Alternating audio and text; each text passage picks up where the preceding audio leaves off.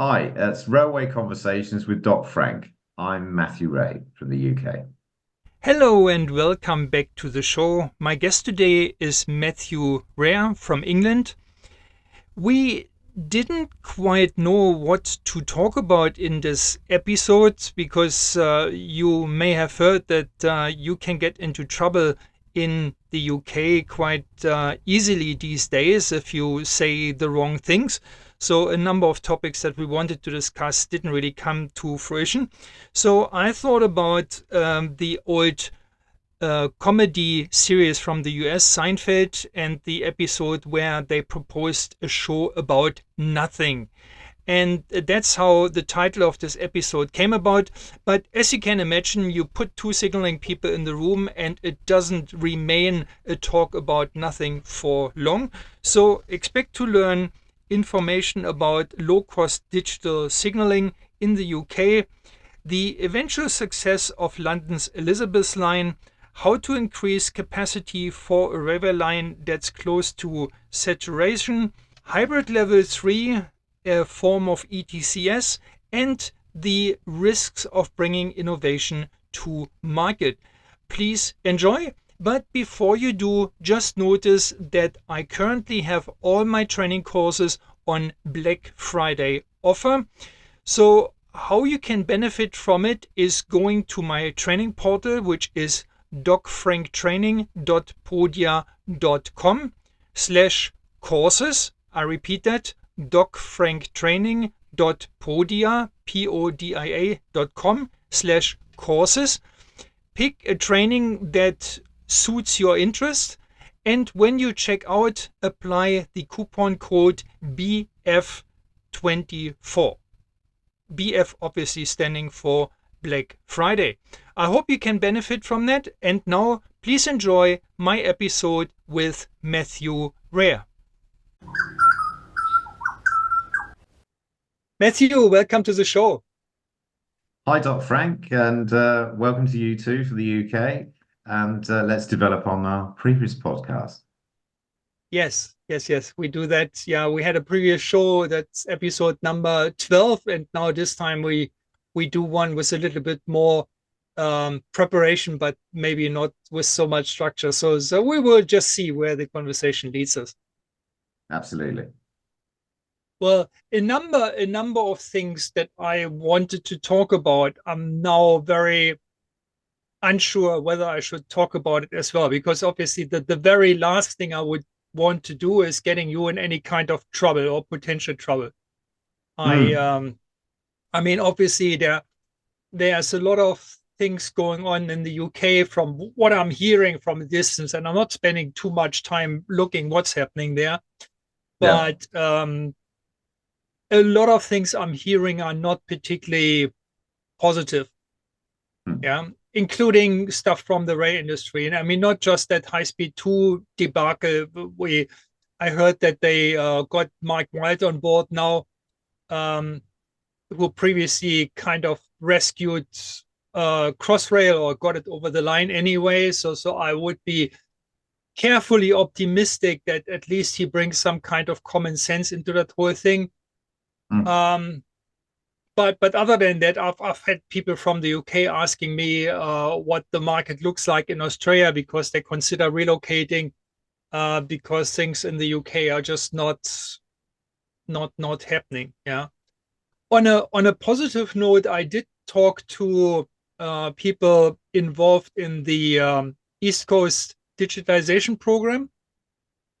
They seem to be very positive about things happening now and ETCS and Absolutely. the project being like a blueprint for the future, how other projects could be run, and the collaboration is fantastic and everybody's on board and pulling the same direction and so on. So that was a rather positive comment, and I guess that's one of the projects that seems to be going on and not being cancelled or so.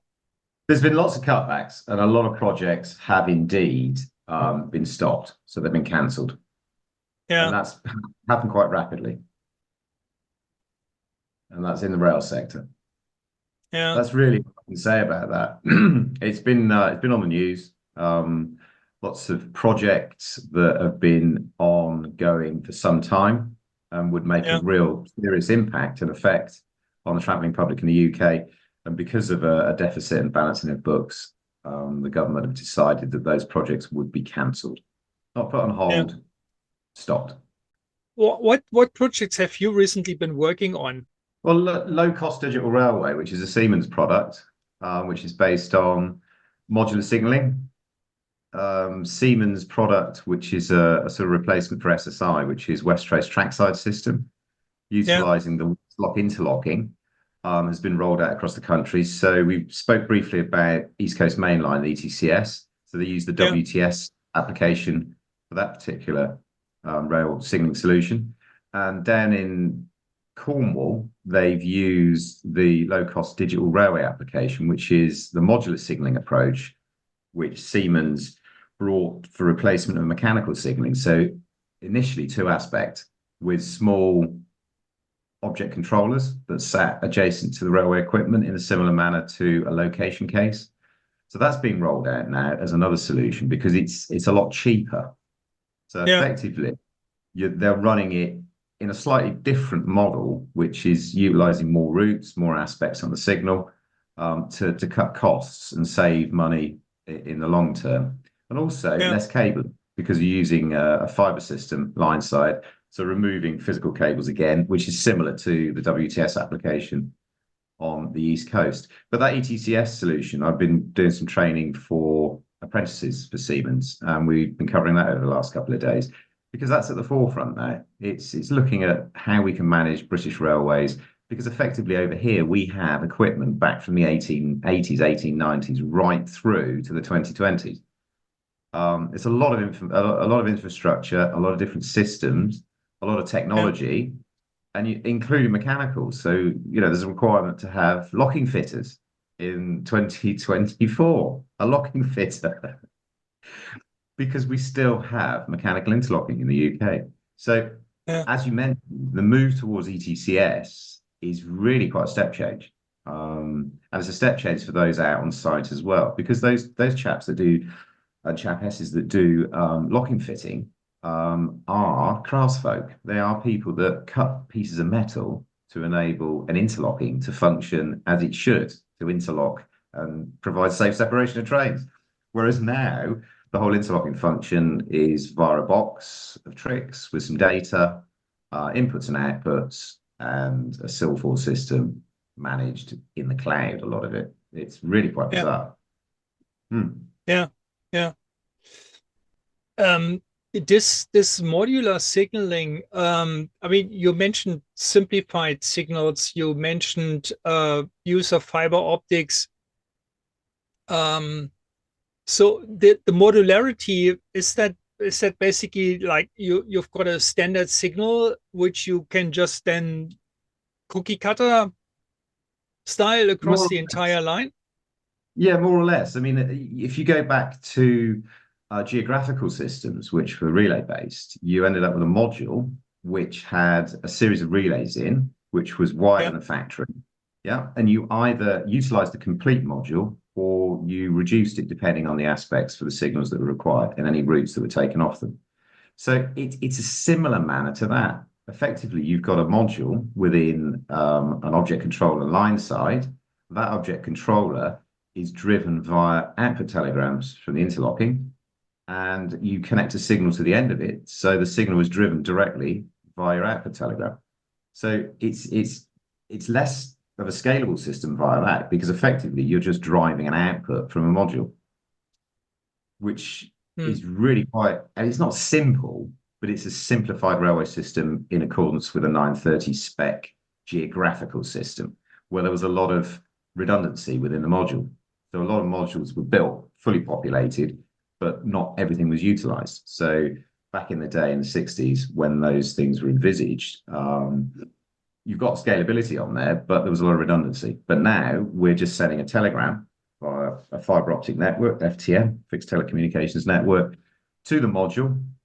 The module then validates that message to ensure it's true and correct, and then it outputs, sends the indications back. They're in the form of an input telegram. And that input telegram then updates the WestCAD system, Westinghouse Control and Display, to enable either an automatic route setting system to release the next part of the route or enable the signal to manually signal. So that's just a constant loop, roughly around 200 milliseconds. So it's exceptionally fast as well. Yeah. So, hmm. It sounds to me like, well, I'm everything I'm hearing related to signaling at the moment in the UK seems to be Siemens. Hmm. Everything, which probably is the old Westinghouse, then Invensys and so on. So the East Coast program is a Siemens ETCS, and previously Thameslink was done by Siemens. Crossrail was done by Siemens, at least the CBTC part. Um, so how does the rest of the market looks like? Are there other players that other suppliers that are active, or is it all very much zooming in on Siemens at the moment?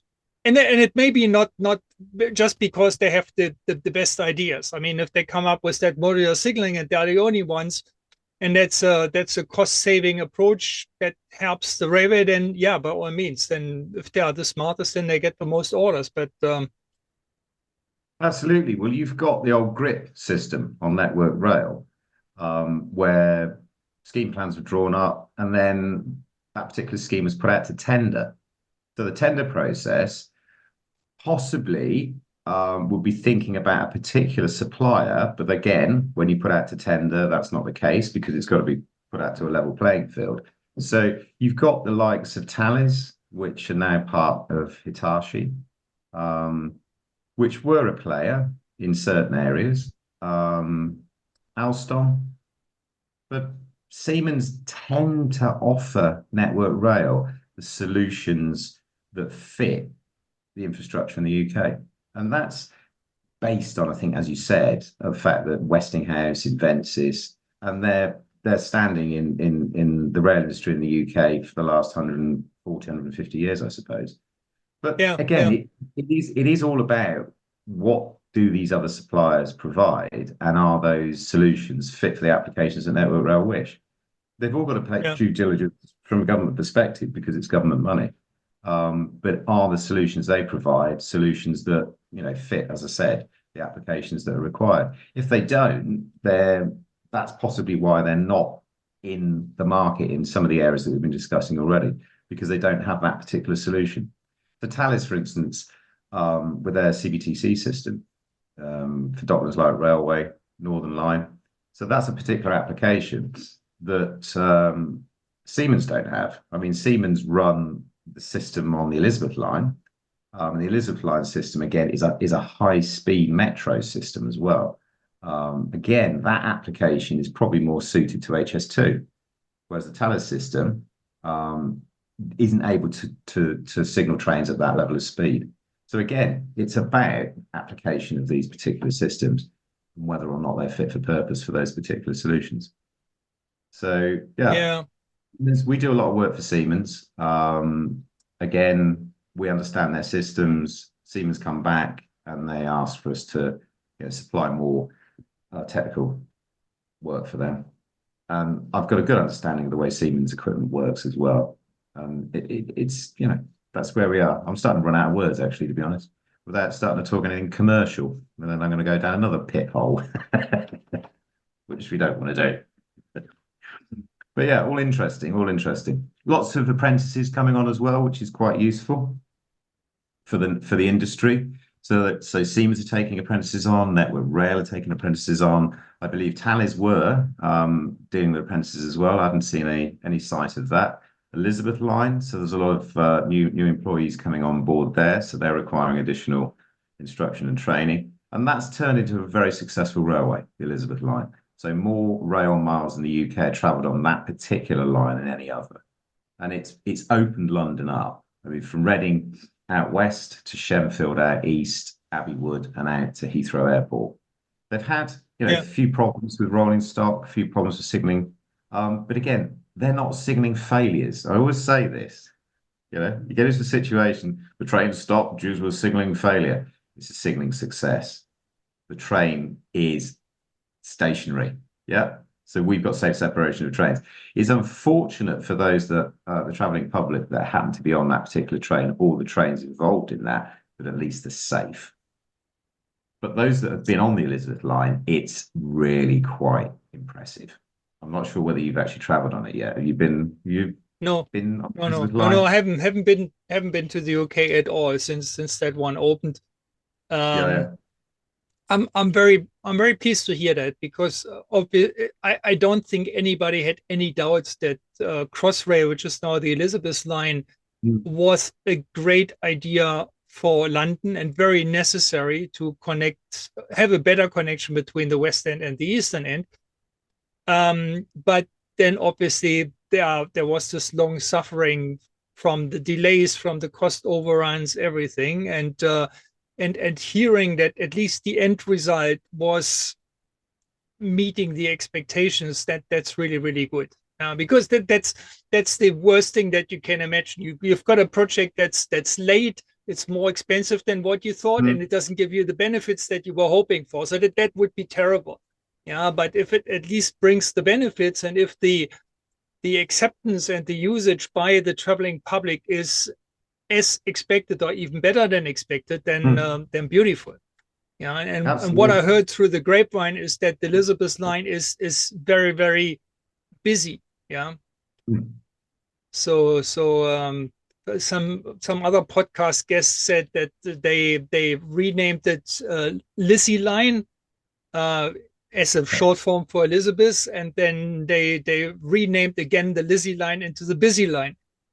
So Yeah. because so many people traveling on it, and now obviously there are the plans for high speed 2 terminating in Old Common, which is a station on the Elizabeth line, and then basically everybody dropping off the high speed train in the future, uh, wanting to get on the Elizabeth line to get into London, into the city center or the different parts of the city of London, Mm. which will make it even busier, and then you always come to the point where you wonder whether the capacity you've got is still sufficient or maybe not. Yeah.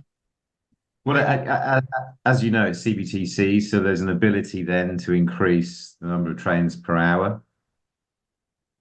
So you've I got that facility because it's moving block.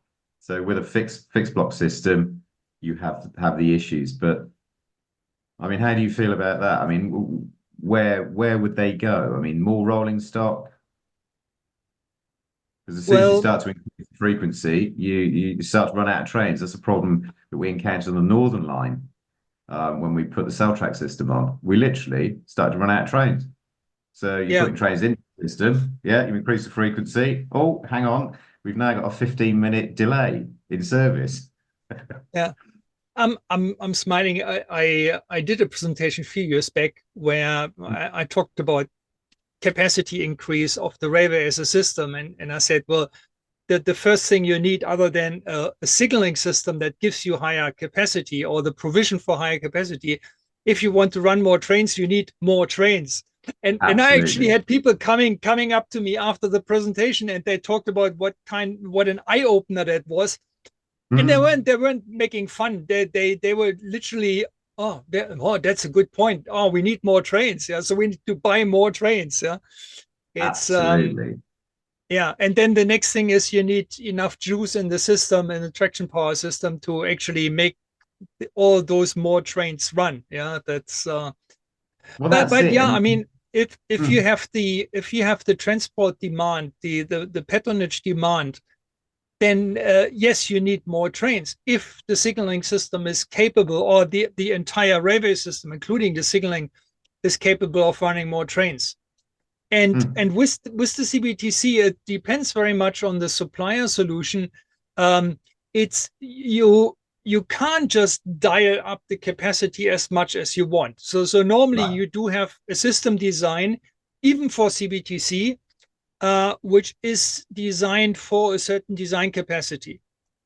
And then inside this design capacity, you've got a certain capacity reserve, and that leaves you with your operational capacity that you can basically achieve all day long, quite reliably. And I'm not entirely sure what the numbers are for Crossrail, but I would imagine probably something like 30 trains per hour design capacity, and that translates into 24 or so operational. That's pretty much the same what Thameslink has. And Yeah, it's if I around recall, that. Yeah. if I recall correctly, the original plan capacity-wise were identical for Thameslink and for Crossrail. And the difference was that Thameslink decided to go with ETCS, and Crossrail was meant to adopt the solution for Thameslink. And they said, that's too risky. If Thameslink gets delayed and Crossrail comes on time, then we don't have a solution that we can copy. So that's Yeah. where Crossrail at the time decided to go for CBTC, with an exemption from the European Union, because it is a main line. At the end of the day, there was a European direction, and at the time the UK was still Europe. There was a European direction to use ETCS on new lines like this, and they got an exemption from the European Union that they can use CBTC on that line, with the provision that at some point in time, when suitable ETCS technology is available, they may have to swap over to ETCS. But whether that's going to happen during the asset life of CBTC, I doubt it. especially now, if it turns out that they need more capacity that they can rather achieve with CBTC than with ETCS, right? Yeah. But normally I would think that in CBTC it should at least be easier to upgrade the system for higher capacity. So there may be a need to change something in the software. So for example, some suppliers, and I'm not entirely sure how the Siemens solution on Crossrail looks like, but some suppliers, they say they operate with virtual blocks, right? So they operate with virtual fixed blocks because that's the interlocking logic that they have. So an interlocking traditionally works on the basis of block sections. And so the supplier basically says, okay, well, if we have the interlocking working with virtual blocks, we can make the block section shorter, we can have more of them. And from a system behavior point of view, it behaves pretty much like a moving block system. Yeah. So there's a lot of almost philosophical discussion whether a system is fixed block or moving block. But then if you look at the actual implementation of moving block, you say, well, actually, it's just short fixed blocks, and that's what it is. Now, I'm coming back to the capacity requirement, to the design capacity requirement. So if you have a project as a supplier, you've got a project where the required design capacity is 30 trains per hour, you're basically designing your virtual block sections for 30 trains an hour. And if you come up later and say, okay, now we want to crank it up to whatever, 35 trains an hour, then you may say, well, yeah, but my virtual blocks are too long. So that may require some kind of redesign of what I call software change. I don't know. Yeah, but it should be possible. And but then it comes to a point where operation needs to play a role as well. Because when you have a railway system with very frequent stops, as you would have on the Elizabeth line, the actual stopping time, the dwell time in the station, plays an increasing role for the entire headway of the trains, which then impacts the frequency, the capacity, right? So that what that means is that the metro systems with really short headways normally also have relatively short dwell times at stations. But if you have many passengers and the stations are very full, are very crowded, that normally speaks against shortening the dwell times. Normally, the more passengers you want to get on and off the train, the longer the dwell time becomes. Yeah, but that's a real problem for capacity. Yeah, you can't run I don't know 2 minute headways if you have like 90-second dwell times. That you just forget about it. Yeah, Absolutely. even a Absolutely. minute dwell time would be. Yeah, so there should be at least an avenue for improving the capacity for Crossrail as and when required. I'm not sure whether they have the option of lengthening the trains. Um, I They're just don't. exceptionally long trains already. They're 201 meters. They're huge. Okay, okay. Yeah. So a lot of the issues they've got is actually stabling the size of the modern train onto shorter platforms outside the central operating section. So the central operating Yeah, section has, the ability and the capability. So either end, so beyond Stratford and beyond Reading, you've got correct side door enable, which is a belief system. So that enables the doors at that particular location to be correctly operated on the correct side. So it's incorrect side door disable as well. And also yeah, ensuring that the right doors open so people don't bail out onto the track. So you've got, there's a lot of issues associated with the yeah, capacity issue. Yeah, because you yeah, get to a yeah, point yeah. where capacity you hit the head, the ceiling, you stop, which is what's happened on the Yes, main lines. So main lines with fixed block working, ETCS is actually a benefit. So on the East Coast, for instance, so the ETCS solution there, it is sort of adding to the capacity. You can bring more trains in effectively with the ETCS solution. So as you mentioned earlier, that's something I believe that Great British Railways, as it will be, is or should be moving towards the Department of Transport, whoever is in place, making decisions with respect to moving forward a railway, because we need to affect the railways in the UK. Far too much traffic on the roads, far too many cars, and no other real solution other than the yeah, railway. yeah. Um, we need I more capacity in the railway because we're at capacity as it is. I read in yes, yes, yes, yes, and I'm wondering. I read a report recently, a transport review that was written for the UK for the incoming government that has now been elected in early July. Um, and this report was talking about the ambition to double the use of rail by 2030, which is not Hmm? very far away at all. Right. And and then the report said the doubling of the patronage was already done once before COVID. Hmm. And generally, whenever I hear about these ambitions to double the patronage, I wonder how they're gonna achieve this technically, because you assuming that the trains are reasonably full. I mean, if the trains are half empty, then that's simple. You run the same number of trains, you just fill them up with more passengers, and you're done. Hmm. But Absolutely. if your trains are already full, then you need to run more trains. If you need to run more trains, does your signaling system allow that? Does your traction power system allow that? All these kinds of things.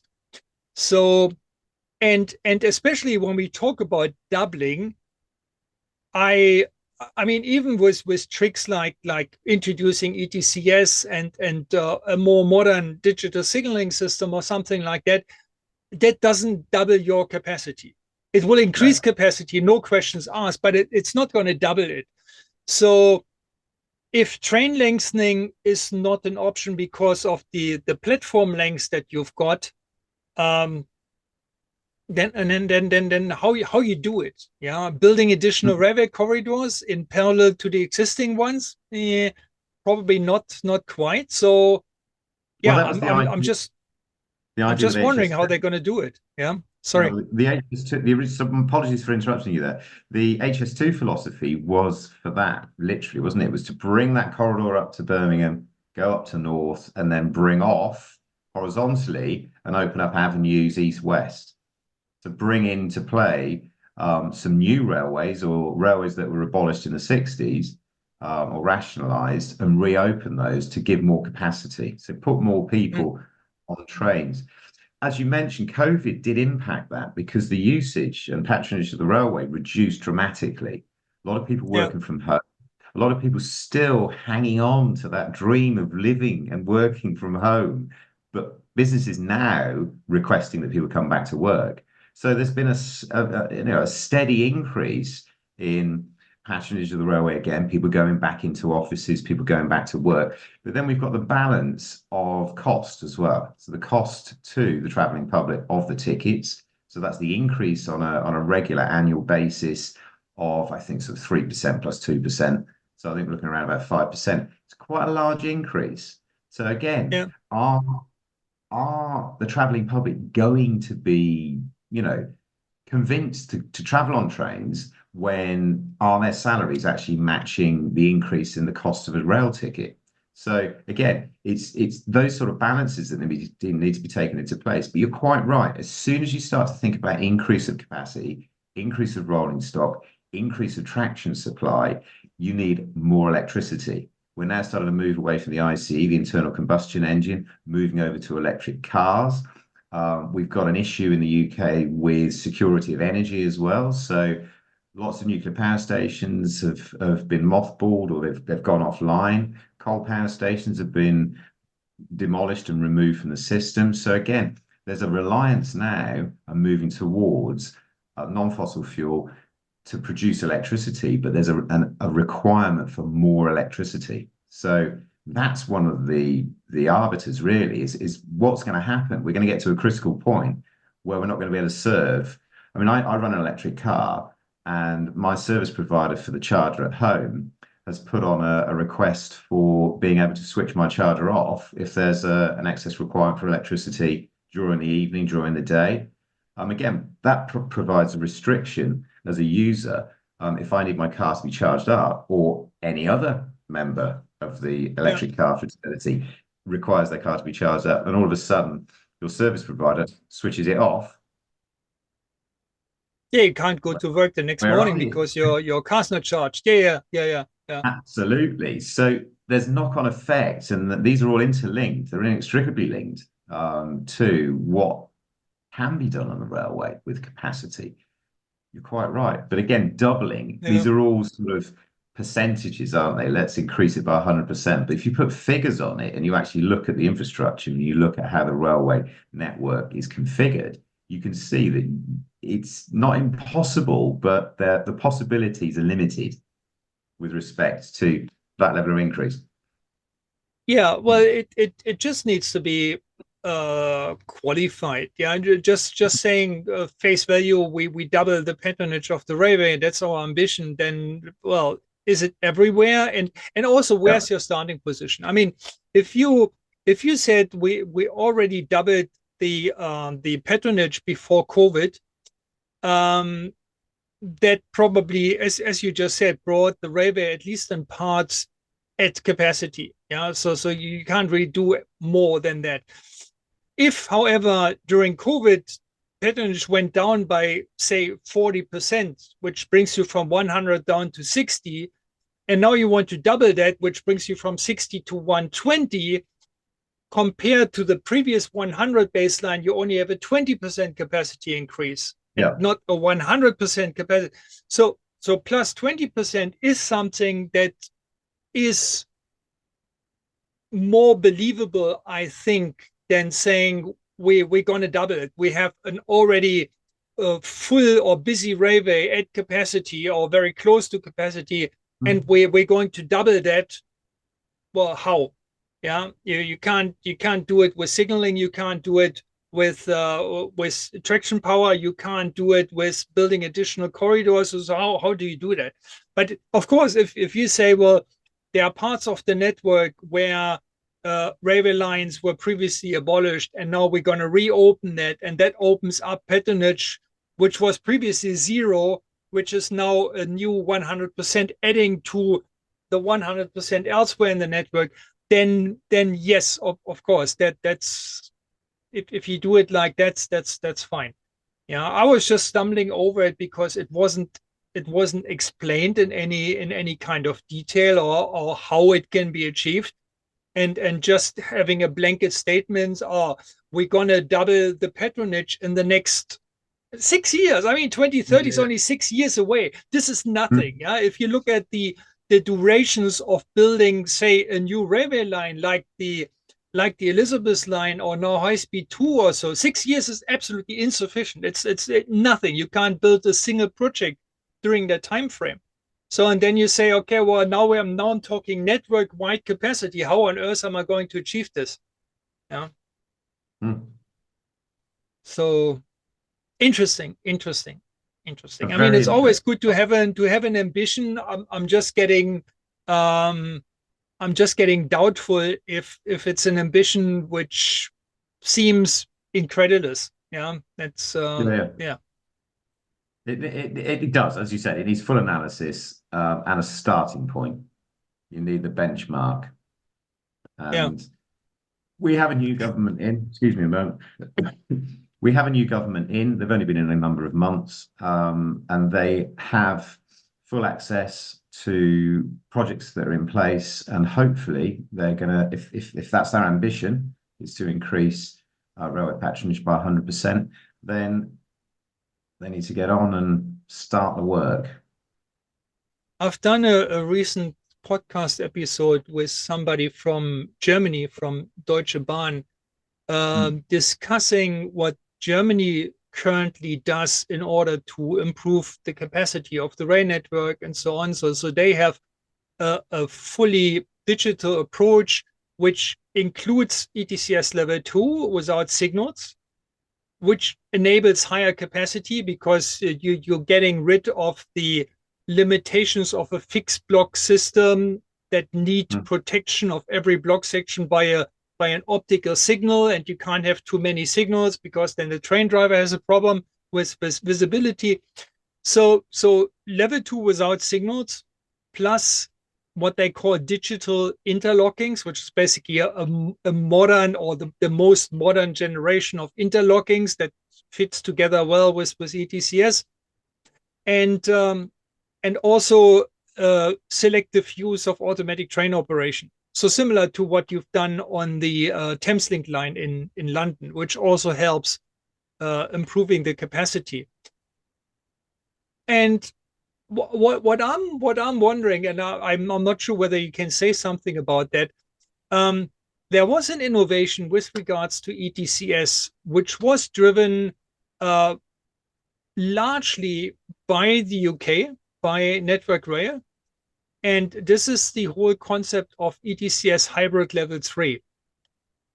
The idea being to beef up your fixed block system with additional virtual blocks, which allows you to have shorter block sections for the trains that can operate on those virtual blocks, because it does require additional functionality on board the train to basically have a more precise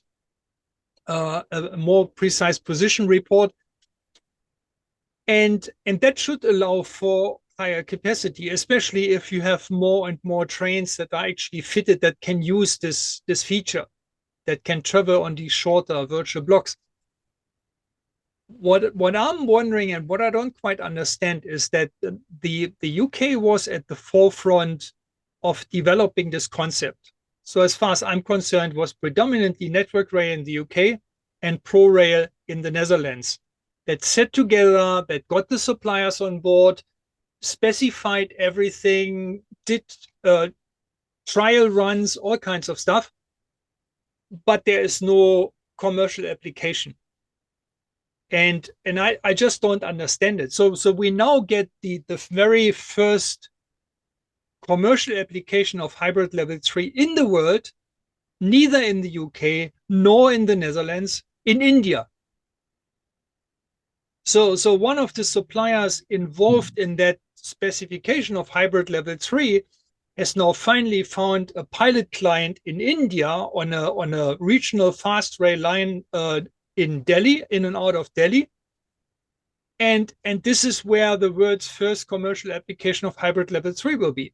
Now, if I hear on the other hand that one, the UK was leading and specifying the entire concept, putting all the work in, and secondly, the UK has enormous ambitions regarding capacity increase, well, why don't they put this together? Why don't they drive this innovative concept of hybrid level 3 as a standard solution for the UK, at least for the lines where higher capacity is needed. And then I look at East Coast Main Line, for example, where you would think higher capacity would be welcome because it's one of the main arteries of in the UK going north-south from London up to Scotland. But they are not using hybrid level 3. They're just having a normal ETCS level 2. Is that something you can, sorry, that was a very, very long-winded question with background story and what have you. Can you say anything about this? I'm just wondering why they don't use this kind of innovation and whether that's a more systemic thing that maybe they don't trust in their own innovative designs, or I don't know. What could it be? Well, that's a difficult question to answer. But the trust issue, the fact that the East Coast Main Line, as you said, one of the major corridors, and they've been applying level 2 ETCS to it, and it's the risk, I suppose. Putting one out in India and using that as a pilot is possibly the reason for that, so that it could then be adopted in the UK. It's a difficult one to surmise as to why that choice has been made. But again, it would be down to risk, because if you re-signaled one of the high capacity lines in the UK from King's Cross up to Edinburgh, and then it suffered systematic problems, that's a complete mess. It would absolutely destroy that corridor in the UK. So that's a possibility, but that's a difficult one to surmise as to why that decision was made. But who knows? It's a question that could probably be asked in private, I would think. To ascertain look, hybrid level 3, as far as I see that, is an option. So there's absolutely nothing stopping you to have to start off with a stock standard level 2 with a fixed block system and design this for the best possible capacity, which I would guess is what's happening at the moment on the East Coast Main Line. But then you have an upgrade option to basically have, say, for example, every block section of your fixed block system that you have designed for your ETCS level 2. For every one of those fixed blocks, you could basically add a middle point, an additional virtual block section. Oh. So what that means is for your entire fixed block design, you're basically cutting the block length in half, if you can use virtual blocks. That's not something that you need to do on day one. And that's not something that you should attempt from day one because of what you mentioned, that the risk that may happen. And maybe you don't even need it on day one for the required capacity. Because obviously your level 2 design with fixed block at the moment will hopefully cater for the capacity demand that you have on the line. But you can still upgrade it later on if you require higher capacity, and you've got a way forward. I mean, maybe that can be done retrospectively. I don't know, but yeah. Well, therein lies the answer. Maybe that is the ambition, is to run at ETCS level 2, and then the hybrid level 3 application may be being developed in the background, and they can do an over and back at weekends, do testing, that type of thing, or do testing in a integration facility as they do with Crossrail. So you can model that particular solution. You can model those virtual blocks into the existing railway and then run simulation trains, run simulated systems to see what the effect is and see how it behaves. I mean, that's generally what's going on in parallel with these systems as we speak. There's lots of simulation being worked on before software packages are released. Software packages are then switched over. weekend testing over and back. And as you can then get a gauge as to how satisfactory, how safe, have the requirements been met. But then you bring it back in to its original configuration and then run trains normally until you've analyzed what's occurred that weekend in that testing activity to develop it on. So I think there's a number of questions raised from your question, which is one's being delivered out in India. We don't know what's actually going on in the background of the East Coast mainline solution for level two. Maybe it's a hybrid three solution being modeled in the background. But again, that would be something that's proprietary to Siemens and Network Rail. But again, that's probably what may happen because these are solutions that have been developed. And as again, the UK generally is at the forefront of these developments. We always have been. It's remarkable what the UK has done and continues to do. But it's bringing it to market. It's bringing an application in and demonstrating that it actually will be fit for purpose. And from what you're suggesting there, I think the Indian application, it will benefit those on that line to Delhi because one of the largest movement of people on the planet every morning and every evening in that particular area. So we need to watch this space. Yeah, I mean that's obviously a development which is completely separate and completely decoupled from what's happening in the UK. So it wasn't like that someone in the UK said, "Oh, well, you guys in India, you should do this and this or the other." I think what has rather happened there is that there's a very innovative client in India that's in charge of that project, of this creation of a regional fast rail network around Delhi, between Delhi and regional subcenters, and they basically said, well, we want the best and the newest and so leading edge, really leading edge stuff. So they have decided they want ETCS for interoperability, but they said we want hybrid level 3, we want automatic train operation, we want ETCS to control platform screen doors, which is very, very uncommon. We don't want to use GSMR for radio. We want to go for LTE, which is like the next generation radio. And if in the future it comes to FRMCS, that new radio standard for ETCS, then yes, we will plug it on the existing LTE solution, but we're using LTE radio right now. So in pretty much every aspect, this is the most leading edge application of ETCS anywhere in the world. And I don't think they considered for like 5 seconds what could be the effects or any repercussions on what's happening with hybrid level 3 in the UK. That they just went for it because they think this is what they need.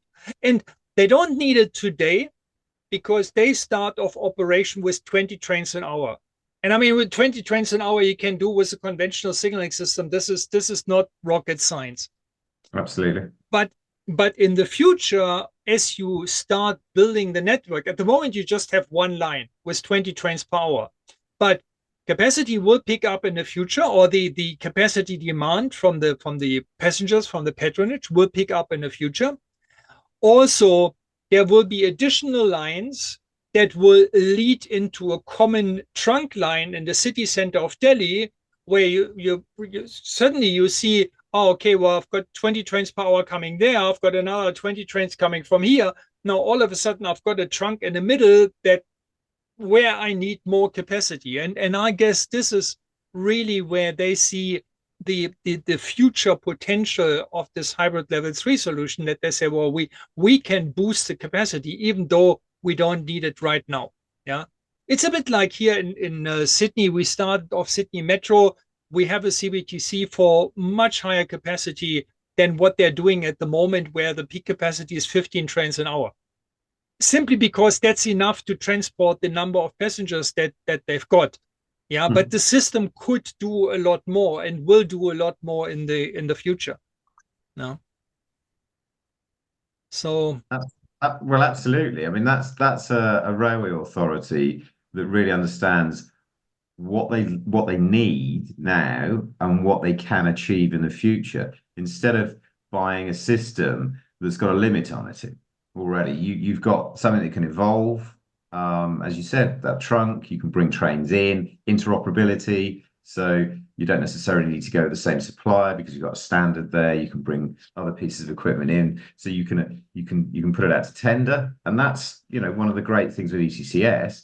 And one of the limitations is we learned from the CBTC system, which is manufacturers of CBTC have Yeah, their own systems. The standards are written afterwards. We've got the CAMET, the LTE solution in the East, and that whole way in which those systems are managed is completely different. And it's yeah, down to those individual manufacturers. So ETCS is one of the way forwards in the UK as well, as described. But that's yeah, fantastic to hear that you've got a rail authority that are actually forward thinking. They're taking state of the art equipment.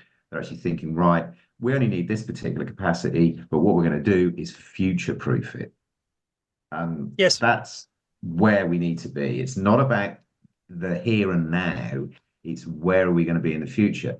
The yeah. population explosion that we've had over the last 30 years is evident of that. There's more people in the UK right now. I think there's something in the region of 600, 550,000 new school places required because there's been a population boom in the last 10 years. So we do need more school places. If we need more school places, we're going to need more capacity on transport. Where's that going to come from? So this is what governments focus on. Governments have these level of statistics. The governments know what the birth rate is. They know what the death rate is. They know what the population is. So we can manage demand. And that's Yeah. really, the point that we're in right now is quite critical, because when you do have one of these explosions, we need to think forward for the next 10, 12, 15 years. When children become adults, yeah, they're going to need to have that same level of